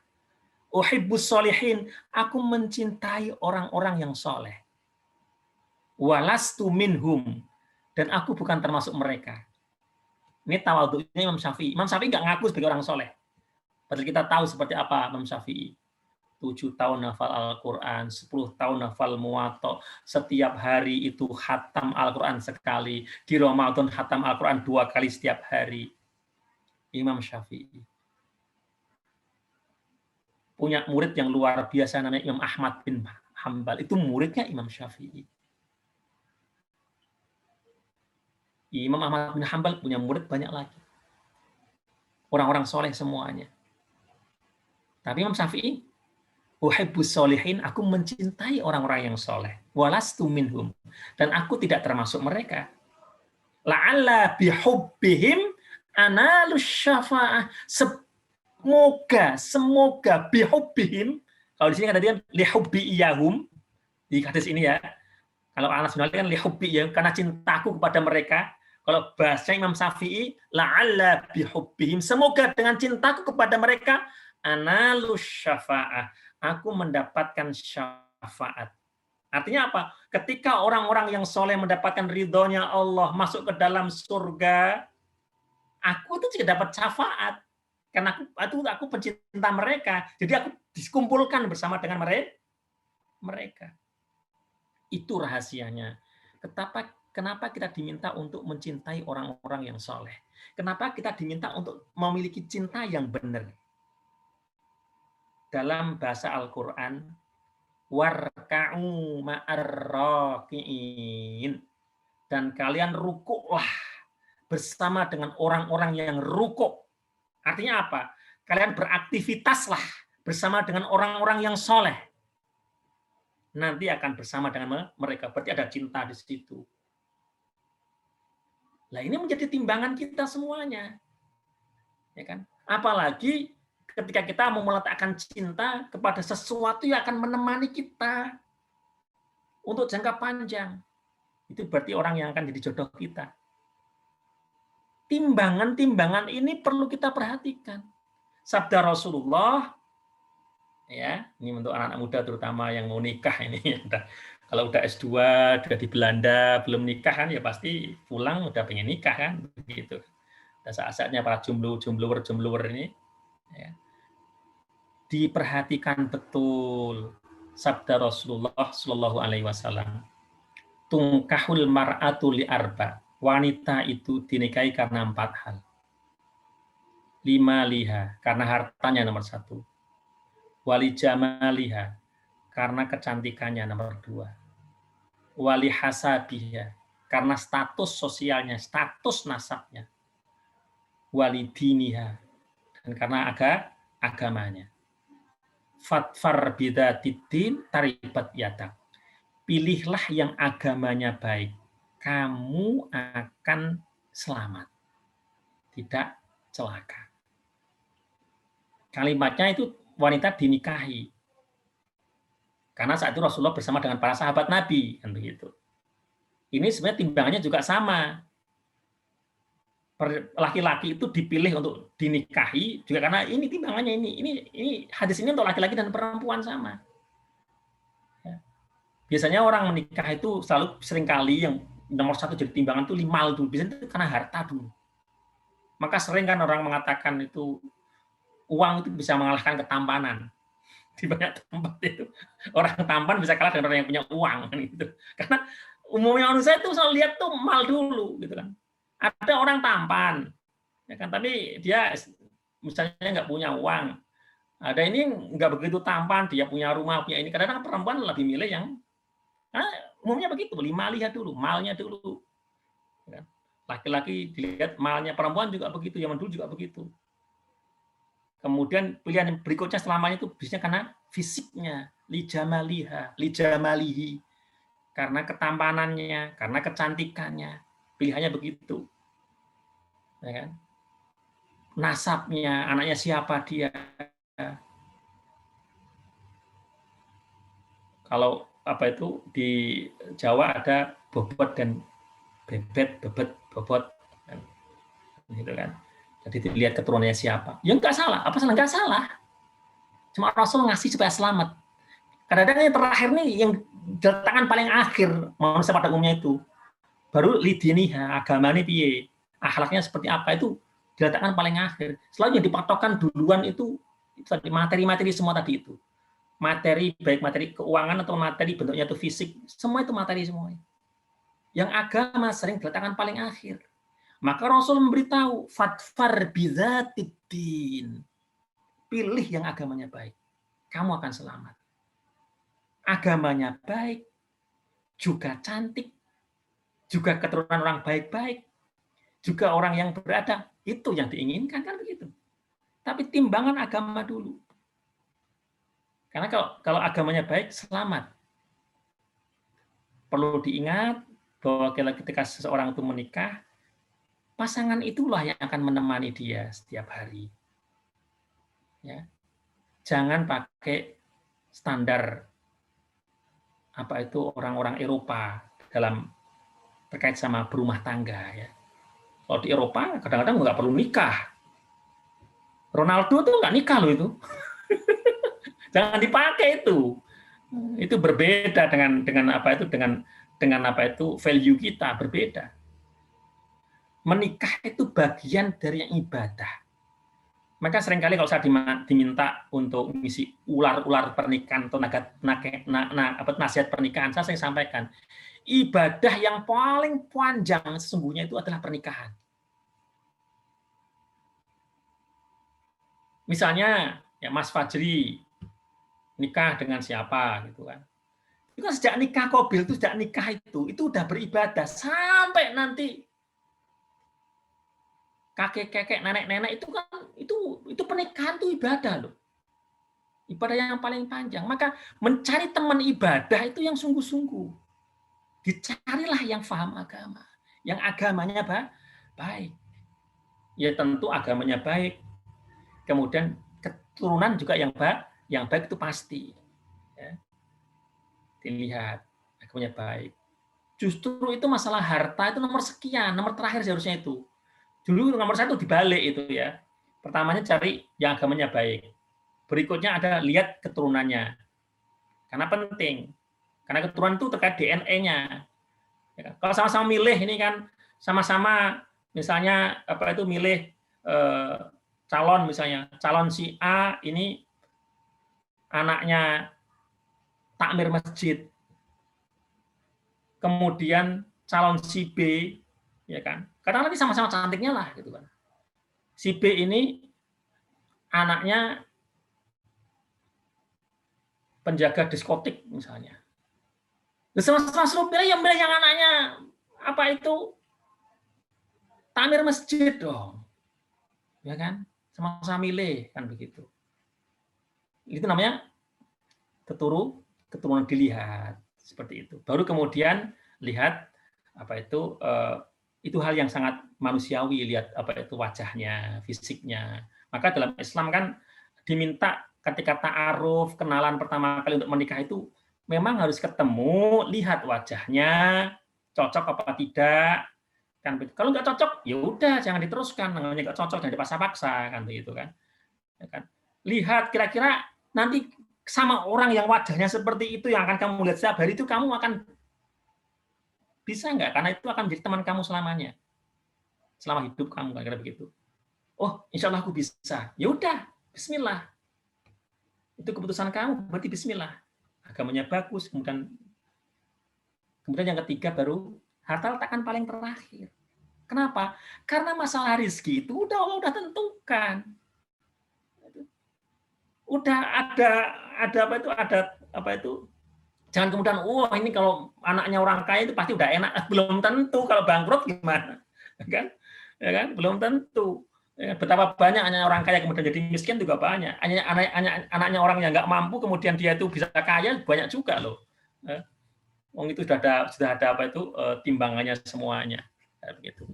Baik teman-teman semua yang dirahmati oleh Allah Subhanahu wa taala, ini salah satu yang bisa saya sampaikan, sudah jelas sekali ya. Jadi kalau kita lihat piramida cinta itu tentu yang paling di atas sendiri itu adalah Allah, cinta kepada Allah Subhanahu wa taala, kemudian cinta kepada Rasulullah SAW, kemudian cinta kepada orang-orang yang soleh. Lah orang-orang yang soleh nanti ini tentu al-aqrab fal aqrab. Al-aqrab fal aqrab, yang paling dekat kemudian yang paling dekat. Ya kan? Orang-orang yang soleh ini tentu yang paling kita cintai orang tua kita dulu, kan begitu kan, ada al-aqrab, ya kan. Kemudian kerabat-kerabat kita, terus kan begitu. Ya kan? Itulah apa itu timbangan cinta. Kemudian sama-sama kita highlight di sini, kita garis bawahi, ya, ingat-ingat terus, fa innaka ma'aman ahbabta. Engkau akan bersama dengan orang yang engkau cintai. Ini undang-undang cinta. Ditulis. Ini undang-undang cinta. Ya kan? Kalau misalnya ada anak muda yang suka dengan apa itu, misalnya nih bintang film dari Eropa siapa yang disukai begitu, ya kamu nanti kumpulnya sama dia. Karena itu yang kamu cintai kan begitu kan. Yang kamu idolakan kan itu kan. Tapi kalau idolanya adalah dalam hatinya Rasulullah, dalam hatinya Abu Bakar. Ini tantangan kita dengan berbagai macam apa itu informasi dan serangan yang luar biasa kita akan buka. Ketika kita buka HP kita ini kan yang muncul pertama kali mungkin bukan Rasulullah atau berita apa gitu. Dan inilah tantangan kita, bagaimana Rasulullah tetap menjadi yang paling kita cintai. Hatta akuna haba ilaihi min walidi wa waladihi wa nasi ajmain. Sampai aku, kata Rasulullah, lebih dia cintai ya dari dirinya sendiri, kedua orang tuanya, anak-anaknya dan semua umat manusia. Itu baru benar imannya. Itu baru benar cara meletakkan cinta. Teman-teman semua dirahmati Allah SWT, ini yang bisa saya sampaikan. Kalau masih ada waktu untuk berdialog, ahlan wa sahlan. Mohon maaf nih udah mau jam 6 ya, sampai 2 jam saya ngomong nih. Hadza wa astagfirullahi walakum. Semoga teman-teman semuanya di Wageningen dan di mana saja semua sehat walafiat, jaga kesehatan ya. Semoga musim dinginnya di sana adalah musim dingin yang penuh barokah. Saljunya adalah salju rahmatnya Allah Subhanahu wa taala. Hadza wa astaghfirullahi walakum. Selamat belajar. Assalamualaikum warahmatullahi wabarakatuh. Waalaikumsalam warahmatullahi wabarakatuh. Mungkin Ustadz ada sesi tanya jawab sebentar, apa masih bisa ya Ustadz? Boleh, saya masih punya waktu kira-kira 10 menit ya. Sebentar lagi kan mau azan di sini ya. Jadi kira-kira 10 menit, mungkin 1-2 penanya boleh. Setelah itu mohon maaf saya undur diri karena sudah maghrib sini. Ya baik, saya bacakan pertanyaan yang pertama ya Ustadz ya. Yang pertama, Assalamualaikum Ustadz, izin bertanya. Kita tahu bahwa Rasulullah adalah teladan terbaik, termasuk juga pada teladan kisah cinta beliau. Tapi saya menemukan sebagai sebuah teladan yang susah untuk diikuti karena beliau ditolak cintanya 2 kali oleh wanita yang ingin beliau nikahi. Kemudian menikahi seorang janda yang terpaut usianya 15 tahun dan menikahi Aisyah yang jauh lebih muda. Adakah contoh-contoh lain dari kehidupan mencari cintanya Nabi Muhammad yang bisa diikuti oleh kami sebagai kaum milenial yang tidak sesempurna Nabi Muhammad yang hidup 14 abad yang lalu? Begitu, Kang Abik. Baik, Pak itu ininya begini ya, masalah cinta. Yang kita teladani di Rasulullah itu bagaimana menjaga kesucian cinta. Kalau terkait sama sejarah hidup urus persis itu tentu nggak bisa ya. Bagaimana Rasulullah menjaga kesucian cinta? Itu yang perlu kita teladani. Rasulullah itu nggak pernah loh ditemukan misalnya dia tuh surat-suratan, kemudian berduaan, nggak pernah ada. Ya kan? Dan Rasulullah juga ke atas di zaman itu, karena ada ini ya, ada hadisnya Aisyah yang menceritakan bagaimana zaman pernikahan di zaman jahiliyah. Apa itu laki-laki bertemu dengan perempuan di zaman jahiliyah itu ada bermacam-macam. Ya kan? Ada kata Aisyah diceritakan zaman jahiliyah dulu itu ada yang modelnya perempuan mengibarkan bendera di rumahnya. itu tanda dia bisa dipakai siapa saja. Nanti yang pakai dia akan bayar. Kalau ada perempuan ngibarin bendera itu, dia bisa siapa saja yang mau datang ke rumahnya akan diterima tapi bayar. Itu sama dengan kalau sekarang pelacuran. Kan begitu. Bahkan ada laki-laki minta istrinya supaya bisa berhubungan dengan laki-laki mana yang suaminya ingin nanti itu punya anak, misalnya laki-laki itu kuat, pinter main pedang gitu, supaya sekuat itu istrinya disuruh supaya bisa tidur sama laki-laki itu, nanti kalau punya anak diakui sebagai anaknya, seperti itu. Ada banyak dekadensi moral seperti itu zaman itu.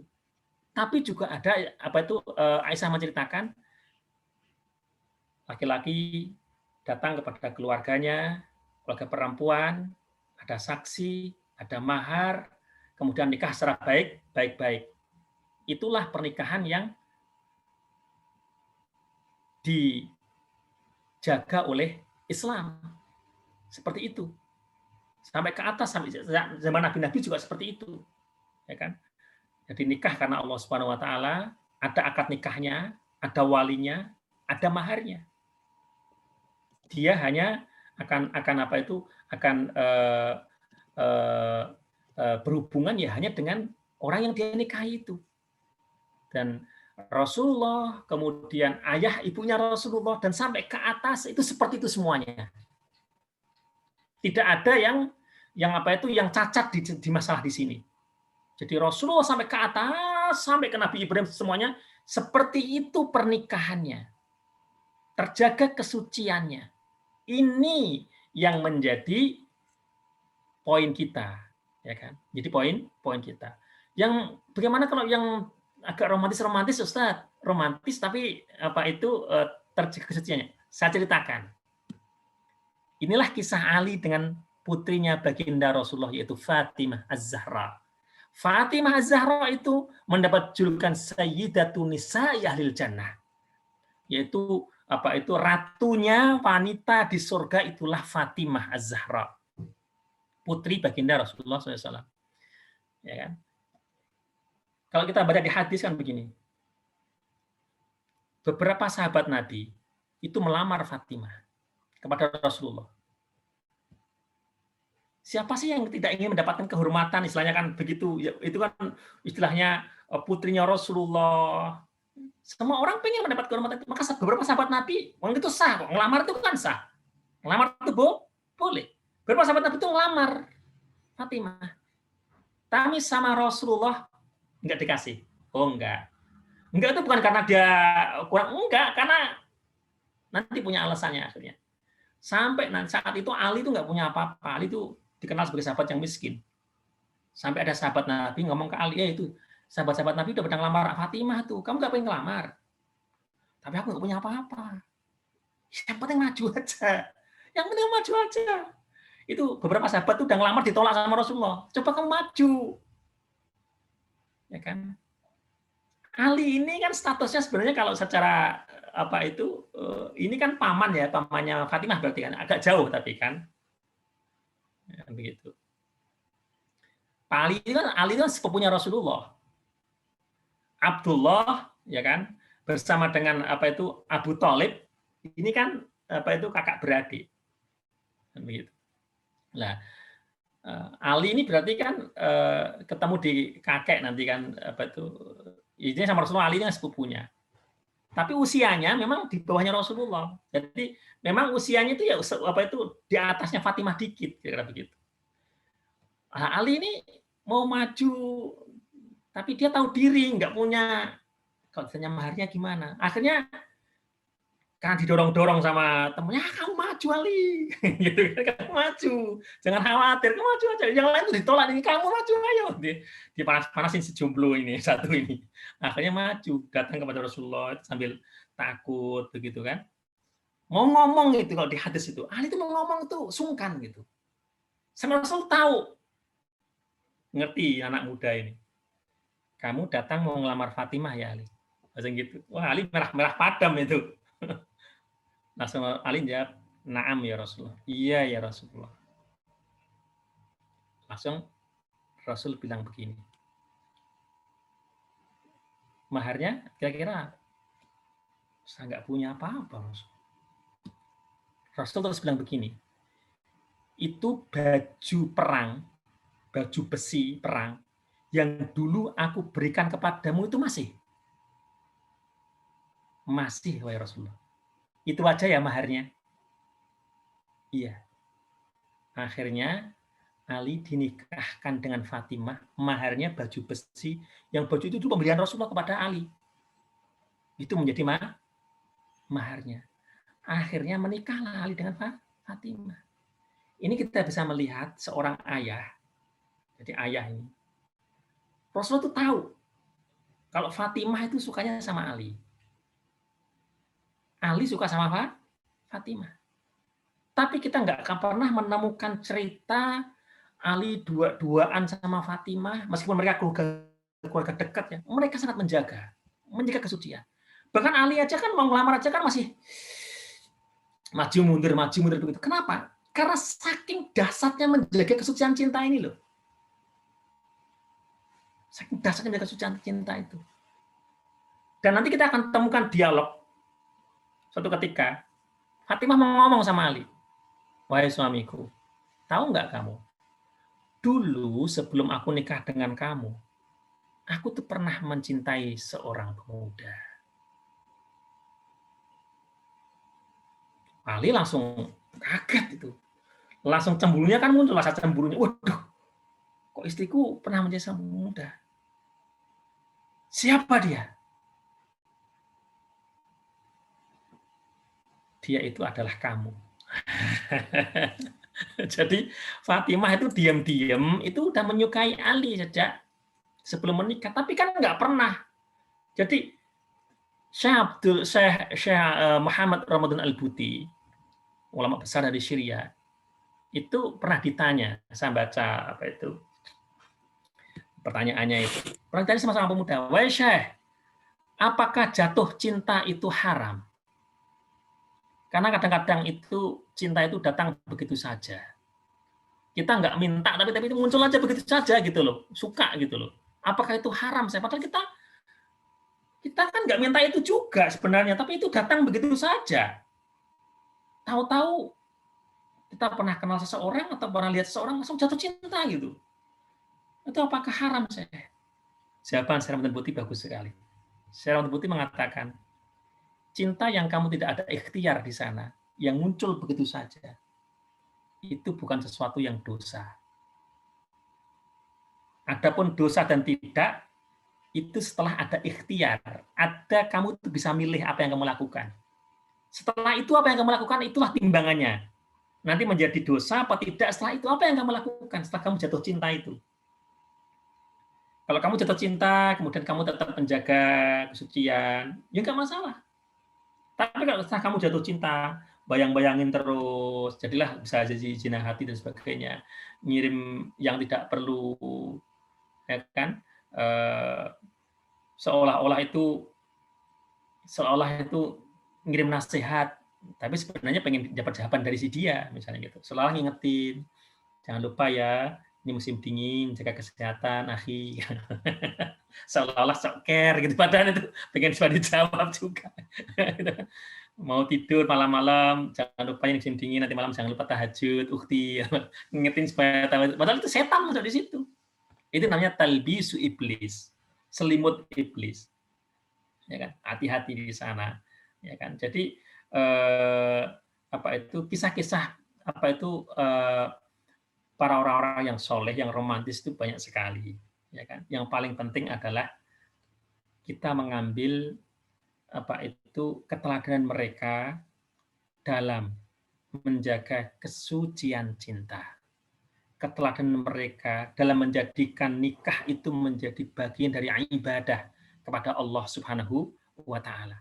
Keteladanan mereka dalam menjadikan pernikahan itu menjadi salah satu wasilah untuk melahirkan generasi penerus ya, perjuangan umatnya Rasulullah Shallallahu alaihi wasallam.